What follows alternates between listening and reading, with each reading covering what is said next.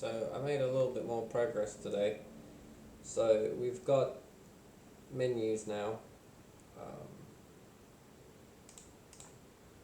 So it's a little bit upside down, but I've had to make an extra case for possession because when you loaded a new level it would change the actors. So this only works in desktop at the moment, it's not working in VR at the moment. So I fixed that. So under my menu we've got a check which game mode it is, and it will set the visibility of the UI. If it's VR it doesn't create any UI. And on the quit button we've got quit, and on the start game we've got this. And the thing that I noticed is you have to set the visibility to hidden and target self, otherwise it wasn't working the way that I wanted it to.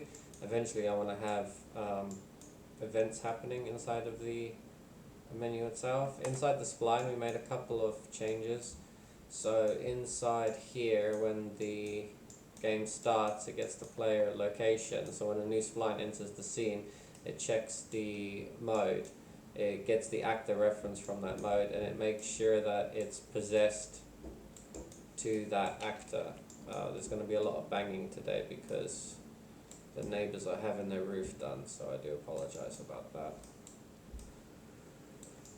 And then it goes back to setting the transform at the start of the spline. So if we go back to the event graph, then everything just feeds into that nicely because it's all running off of that logic.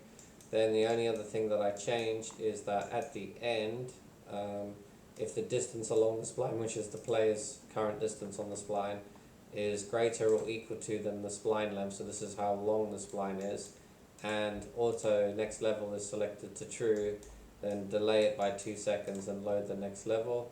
Loading the next level is just open level by object reference, and this is a public variable so you can select it in the tool.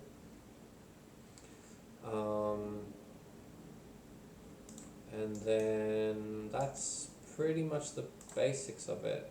The player character, all I did was inside the, so I can press P or eventually escape, and it will cast to the desktop mode, and it will set the visibility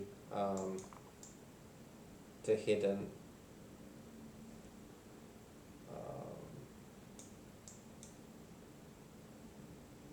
So yeah, why that's working, oh, to visible, sorry, not hidden, I was misreading that. So then that way you basically just got one menu that's either visible or hidden, rather than trying to like remove from parent or something like that, because that doesn't work.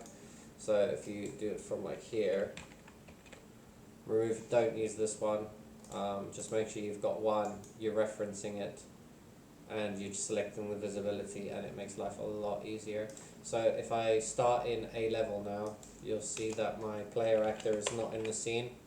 If I press play, it will bring in the player actor and put it at the start of the spline, and if I press start, the spline will start. If I press P, it will pause it and bring that back up, and I press start and it will continue. When it gets to the end of the spline, it loads in another level after a 2-second delay, does the check, puts the player back at the start, and then when you're ready, you press start and it will go through the logic again, and all the event stuff is still working, so we've always got that one actor.